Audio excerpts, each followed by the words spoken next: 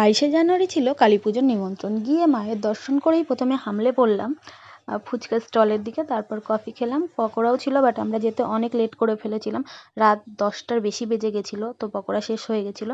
তারপর চলে গেলাম মেন কোর্সের দিকে। মেন কোর্সে ছিল খিচুড়ি, ভেজ বিরিয়ানি, বেগুনি, পনির রেজালা টাইপের একটা কিছু, আর সাথে চাটনি, পাঁপড় আর পায়েসও ছিল, বাট ওটা আমি স্কিপ করেছি, ওটা আমি খাইনি। তো এই নিমন্ত্রণটা ছিল আমার হাজবেন্ডের এক দাদার বাড়িতে, মানে সম্পর্কে উনি আমার ভাসুর। এই মানুষটা না আমাদের নিজের কেউ না, কিন্তু নিজের থেকেও অনেক বেশি নিজের, অনেক বেশি আপন।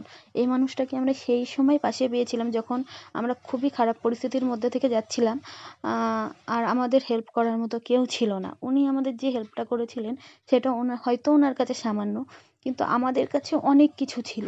ওই হেল্পটার জন্য আজকে আমরা ঠিকঠাক আছি। দেখবে যখন কেউ মাঝ সমুদ্রে ডুবে যায় তখন সামনে খড়কুটো যা পায় সেটা ধরেই বাঁচার চেষ্টা করে। তো আমাদের ক্ষেত্রেও সেটা হয়েছিল। আর আমাদের তথাকথিত যারা নিজের লোক, তারা সবটাই জানতো, বা না জানলেও আন্দাজ করতে পারতো।